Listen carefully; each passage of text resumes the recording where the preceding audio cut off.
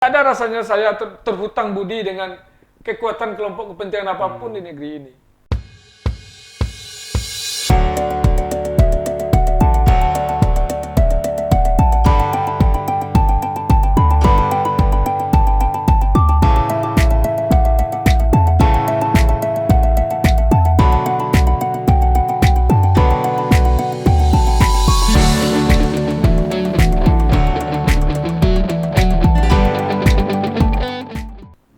Oke, kerabat Andalas TV, berjumpa lagi bersama saya Rudi Antono, dan kali ini kita akan mengulik ya atau melihat tentang diri seorang aktivis dan saat ini memilih jalur sebagai akademisi. Yang bersangkutan adalah Hari Effendi Iskandar. Selamat sore Ajo. Selamat sore. Kabar baik Ajo? Baik, alhamdulillah. Baik, ini sampai hari ini masih baik. Sampai hari ini masih baik. Sampai detik ini ya? Masih detik ini ya. Masih kuliah aja. Sedang dalam proses penyelesaian doktoral ya. Jadi saya tinggal satu tahap lagi. Sedang promosi doktor. Mudah-mudahan kalau artikel jurnal saya terbit ya, itu prasyarat mutlak untuk saya bisa ujian promosi doktor. Itu regulasinya sekarang. Terbitnya harus di mana itu ya? Scopus ini ya, jadi terindah Scopus internasional. Gak berat juga ya? Ya inilah, kalau enggak pakai Scopus ini sudah tamat saya 2 tahun yang lalu nih. Saya bincang-bincang sama teman-teman. Setahun yang lalu ya. Teman-teman akademisi lain ya. Scopus ini bisa enggak mengurangi angka kemiskinan di Indonesia? Aku harus dipaksakan saya bilang kan. Tambah miskin itu. Tambah miskin. Biasanya untuk cepat keluarnya di jurnal Scopus itu harus bayar gitu. Tambah miskin malah ya. Ya tambah miskin lah, kayak saya ini misalnya. Artinya kita dibiayai kita biaya studi ya, tidak ada biaya Scopus di situ. Scopus, harus dipikirkan sendiri. Harus gitu. Bayar juga Scopus itu. Berat lah. Berat lah ya. Untuk sekolah itu sekarang berat. Saya itulah kadang-kadang ketawa-ketawa sendiri melihat kebijakan. Ya, disuruh kita harus dorong kuliah ya, tapi kadang-kadang support kita untuk kuliah itu terbatas ya. Itulah. Ya beginilah hidup jadi dosen ya, walaupun memang hidup saya jadi dosen itu memang pilihan saya sejak dari kecil. Tapi memang pemerintah sepertinya harus mengevaluasi itu ya. Kalau memang tidak akan mengurangi angka kemiskinan, untuk apalah Scopus kan? Ya itulah. Nah, lebih baik terapan saja langsung kan ilmu-ilmu. Oke lah misalnya kita setuju saja misalnya untuk taman itu harus ada jurnal ya. Tapi kan untuk mendorong jurnal-jurnal nasional kan bisa disarankan untuk terbit di jurnal nasional gitu kan, banyak kayak itu kan bagus. Ini kan harus Scopus ini yang kadang-kadang nggak tahu pula. Oke Jo, Ajo saya tertarik ya dengan apa yang Ajo lakukan sejak mahasiswa jadi aktivis ya, lalu memilih jalur sebagai akademisi. Tapi sebelum itu saya ingin tahu sebetulnya Ajo ini dulu ngapain ya, dari kecil atau memang sejak kecil sudah berteriak-teriak di rumah, di SD misalnya kan, untuk menjadi aktivis? Ya sebenarnya memang ada bakat alami ya. Bakat alami ya. Sejak saya SD. SD-nya di mana dulu? SD-nya di SD 2 Pelubang dulu. Di Pelubang, Nagari Pelubang gitu ya, di Kabupaten Padang Priaman, Sungai Sirah. Dari sejak SD sebenarnya saya suka. Ya, bukan suka. Ya karena suka itu kali makanya sering ditunjuk oleh guru kelas gitu, wali kelas jadi ketua kelas gitu. Jadi ketua kelas dan komandan upacara mungkin kan? Jadi komandan upacara. SD, SMP terus ke SMA. SMA saya di SMA Sungai Limau ya. SMA 1 Sungai Limau. SMA Sungai Limau waktu itu. Sungai Limau. Sekarang baru disebut SMA 1 karena SMA 2-nya sudah ada. Jadi karena bakat berkumpul kemudian berorganisasi itu mungkin saya yang mendorong saya untuk kuliah sebenarnya. Kalau di keluarga saya lebih cenderung tidak dalam kondisi itu sebenarnya sulit untuk kuliah sebenarnya. Saya anak pertama dari 7 bersaudara gitu, 8 bersaudara. Cukup berat berarti berat sebenarnya. Orang tua pegawai golongan 2 di Padang Pariaman. Gitu. Adik 7 orang, tapi saya punya harapan dan cita-cita bahwa saya harus menjadi kakak tertua yang mesti berhasil gitu, menjadi acuan panutan bagi adik-adik yang lain. Makanya saya bertekad walaupun kondisi ekonomi yang terbatas saya harus kuliah. Lalu kuliah aktif ya? Dia aktif dan saya ke Padang ya, dengan kondisi apa adanya gitu ya. Justru sampai saya tamat tuh orang tua saya nggak tahu saya tinggal di mana gitu ya. Oh gitu. Itulah saya berjuang ke Padang dan kuliah di Andalas, dan kemudian itulah karena bakat dari kecil itu jadi apa aktif organisasi, makanya sampai saya di kampus Unan ya terlibat di organisasi intra kampus ya, di BEM Unan, kemudian di HMI. Kalau di intra kampus apa aja? Apanya? Mulai dari Hima Jabatannya? saya. Oh jadi. Dari Hima, kemudian dari BPM dulu, Badan Perwakilan Mahasiswa Fakultas. Iya. Kemudian dari SMPT, Senat Mahasiswa Perguruan Tinggi gitu kan. Kemudian baru langsung waktu 98 itu, 99 itu baru kemudian saya jadi Sekretaris Jenderal BEM Kaimunan pertama berdiri itu. Yang waktu itu presidennya Husni Kamil Manik almarhum. Sudah presiden waktu itu ya? Iya, sudah presiden. Terus pasca di kampus saya aktif di di KNPI Sumbar ya, wakil ketua KNPI. Yang waktu itu ketuanya Yul Akhiri Sastra. Kemudian aktif di organisasi non government organization ya, LSM, ikut mendorong berdirinya PBHI, Elsal, dan banyak lain-lain saya kira lembaga-lembaga yang pernah saya teman-teman dirikan gitu ya. Cukup Sampai kemudian saya juga pernah menjadi pengurus wilayah Nahdlatul Ulama Sumatera Barat. Ya. Pengurus ya. Sampai sekarang masih ya aktif di beberapa organisasi Banom ya. Banom ya. Cukup Jadi komplit ya. organisasi ini sudah menjadi ruh saya gitu ya, menjadi apa saya gitu. Harus dimanapun kita berada mesti harus bermanfaat ya. Harus memberikan kemanfaatan ya, baik bisa lewat organisasi, bisa lewat personal saja, komunitas tertentu. Jo kan aktif di kampus itu Jo sampai sekarang kan. Masih. Kalau di mahasiswa di SMA masih aktif sampai sekarang kelompok-kelompok. Oh, sering kita. Saya sekarang nih ketua alumni misalnya kayak di sekarang ketua alumni 95 di ya, angkatan 95 di SMA Sulimau misalnya kan. Masih banyak, kalau jabatan itu banyak, tapi kan yang terpenting itu bagaimana setiap amanah yang diberikan teman-teman, kawan-kawan itu kita bisa lakukan gitu ya. Untuk kepentingan paling tidak di komunitas kecil gitu ya. Di lingkungan RT, di lingkungan tempat saya tinggal gitu. Itu aja yang penting. Pokoknya dimanapun kita berada harus selalu menebar kebermanfaatan bagi orang banyak. Itu aja yang terpenting buat saya gitu. Sudah menang sekali ya, kayaknya. bagi saya itu penting. Ya, jadi walaupun kecil-kecil ya, tidak perlu besar-besar ya. Ini ibarat lilin ya. Kita memang harus menghidupkan 1 lilin, 2 lilin, 3 lilin. Saya kira itu juga yang perlu dilakukan dengan teman-teman kan, komunitas-komunitas.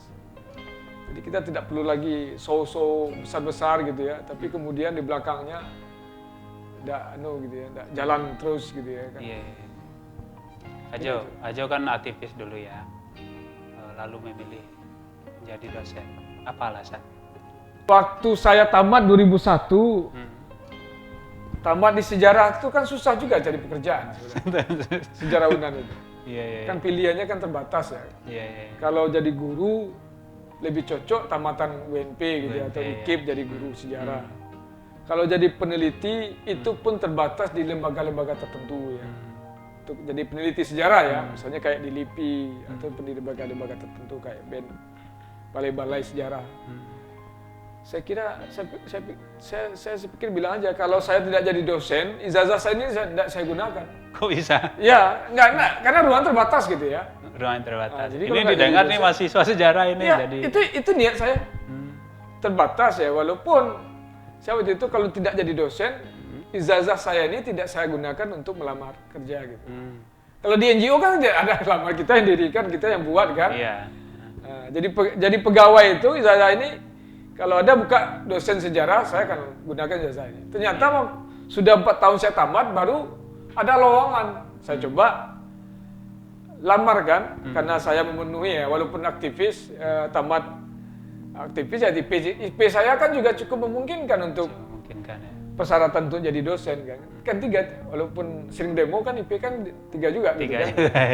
Jadi saya daftar ya, terima, alhamdulillah itu rezeki saya mungkin, dan saya sudah mengkatamkan dalam diri saya nih ini dosen ini adalah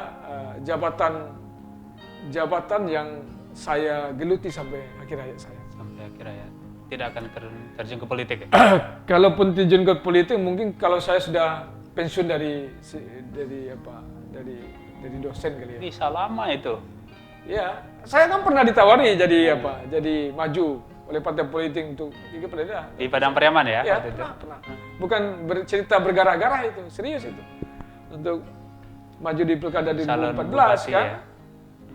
Cuma saya bilang, rasa-rasanya dalam politik berbahaya tinggi ini, repot ini saya bilang kan. Apalagi harus meninggalkan dosen. Orang tua saya, ibu saya, itu bangga saya jadi dosen dibandingkan jadi bupati gitu loh.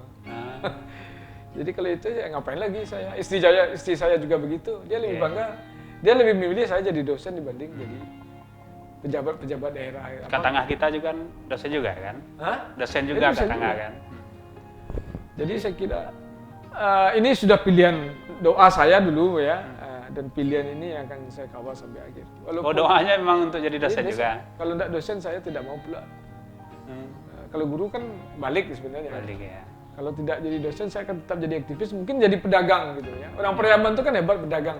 Terutama jualan nasi gitu ya. Mungkin jadi jualan nasi saya. Jualan nasi. Jadi sederhana aja. Jadi hidup itu bagi saya mengalir ya, tapi berusaha terus ya. Berusaha terus sesuai dengan apa yang kita harapkan. Akan mendekati apa yang kita mimpikan. Di kampus aja. Sekarang kan aja sedang dalam proses tamat ya di S3. Tentu proses politik politik di kampus kan ada juga itu. Apa yang ingin aja sampai di kampus? Kalau saya di kampus itu banyak hal yang tantangan kita sebenarnya berat. Banyak hal yang perlu kita perbaiki di kampus itu. Jangan dibilang ketika kita di kampus perguruan tinggi sekaliber UNAN itu tidak banyak masalah. Masalah yang utama itu adalah bagaimana menyatukan kata dan perbuatan ini. Itu yang paling berat ya bagi kita sebagai seorang pendidik. Gitu. Apalagi dengan berbagai regulasi yang menurut saya kadang-kadang entahlah ya di kampus hari ini kita sebagai dosen ini dibebani oleh kerja-kerja administratif, ya, kerja-kerja teknik ya, yang teknis yang tidak perlu kita pikirkan. Apalagi dengan sejak COVID ini itu bertambah lagi. Mudah-mudahan, makanya saya bilang mudah-mudahan COVID ini cepat berlalu, kita kembali ke dunia biasa, normal lagi. Ini tantangan terberat utama itu adalah bagaimana menumbuh kembangkan suasana akademik di kampus itu. Di kampus. Ada kebebasan orang berpikir, berbicara, berdebat, berdialog, ya kan? Kemandirian itu yang harus dijaga. Termasuk menghilangkan cemburuan. Dan bagaimana yang ya? paling berat itu adalah kita sebagai dosen memberikan ruang itu kepada mahasiswa. Ini ada banyak kita lihat ada teman-teman yang tidak suka dikritik oleh mahasiswa. Ini kan problem ini kan. Mestinya jadi kita sebagai dosen tentu orang yang siap bertukar pikiran, kita mitra gitu. Nah, di kampus banyak hal sekarang yang menurut saya tidak yang mesti kita perbaiki. Soal ada orang bilang, Jo, ini kamu udah pantas jadi dosen, jadi pejabat di kampus. Saya bilang, saya bukan tidak bercita-cita jadi pejabat, saya bilang, tapi saya bercita-cita jadi dosen yang baik, ya, saya bilang. Jadi pejabat itu di kampus kan tugas tambahan, ngapain gitu loh. Tugas utama kita ngajar gitu loh. Itu aja yang saya melalui proses. Ada beberapa jabatan yang saya pegang, nggak pernah saya bercita-cita. Kadang-kadang orang aja, kamu aja ini ketua senat, atau kamu yang mewakili senat, gitu aja. Jadi mengalir aja menurut saya. Tidak perlu diagendakan lah soal kita jadi pejabat itu ya. Tapi bagaimana kita selalu mengingat menjadi yang terbaik untuk mahasiswa kita, itu yang lebih penting menurut saya. Kalau untuk menjadi guru besar? Apalagi itu ya, itu berat sekali menurut saya. Saya tidak akan pernah berpikir ya, setelah tamat S3 kemudian bercita-cita jadi guru besar, nggak ada itu.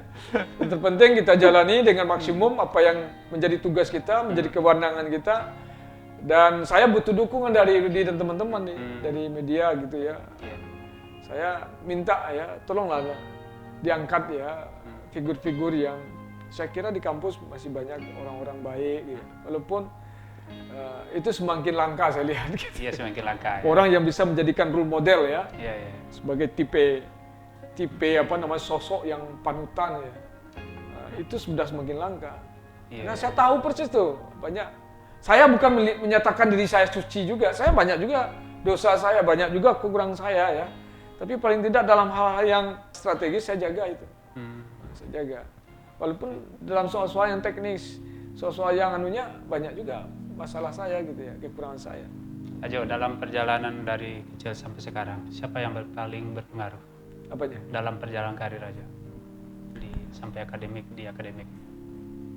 Yang jelas yang sangat berpengaruh itu dua ya. Pertama orang tua saya, tiga lah ya. Yang kedua keluarga saya ya, istri. Ya. Pertama istri saya dan kawan-kawan saya kira, teman-teman dekat ya. Ini yang tiga komponen ini yang menurut saya berkontribusi besar dalam perjalanan saya sampai hari ini. Teman-teman ya, saya yakin saya tidak akan bisa bertahan di Padang, hadir sebagai seorang mahasiswa dari kampung gitu ya. Punya keterbatasan di sana sini, ya, tapi saya punya teman waktu itu kan, nah, itulah yang mendorong. Orang tua saya, istri ibu dan amak dan ayah saya, kemudian istri saya. Kenapa saya bilang istri ini? Saya jujur katakan, saya menikah ini kan belum bekerja ini. Mensupport saya, dia katakan ke saya sampai sekarang masih saya ingat itu. Ketika mau menikah itu, saya bilang tunda nikahnya 2 bulan, 3 bulan. Karena saya belum siap, saya bilang. Dia bilang, justru kita percepat aja nikah ini supaya kita bersama-sama merangkai kehidupan yang lebih baik di masa datang. Itu katanya ke saya gitu loh. Romantis sekali. Kalau teman-teman kan Khalil Gibran juga kayaknya aja nih. Dia kan tahu kita punya komunitas di HMI, komunitas di NU, komunitas di jajaran aktivis. Saya kira itu modal besar kita semua untuk merangkai ya, potensi-potensi yang sudah berserakan ini ya. Potensi-potensi yang sudah berserakan oleh situasi zaman yang berubah ini. Walaupun berserak, tetap mesti kita harus rajut kembali sehingga kemudian dari kecil menjadi sedang menjadi besar sehingga kita tetap bisa yakin bahwa perbaikan misi kita sebagai umat manusia menuju pembumian nilai-nilai yang ada di dalam Quran itu dalam kenyataan yang sebenarnya itu bisa dilakukan. Perlahan walaupun kecil gitu ya. Itu aja sih. Tadi itu dimulailah dari diri sendiri aja. Dimulai dari diri sendiri. Makanya saya bilang, saya jangan dibilang pula, pernah saya juga ditawari untuk jadi komisaris ini, ya kan? Karena ikut bermain politik, ya. Tapi bagi saya, pilihan mengawal seperti Pak Sarudi itu, pilihan menjadi dosen untuk mengawal anak-anak bangsa, anak-anak muda itu jauh lebih baik menurut saya dibanding cita-cita dan harapan-harapan yang ada yang lain itu. Oke, Ajo, luar biasa ya. Dan tetap kritis ya. Insya Allah lah. Jangan sampai saya bukan nak ngomong di Facebook, bukan saya tidak kritis, malas saya ngomong di Facebook.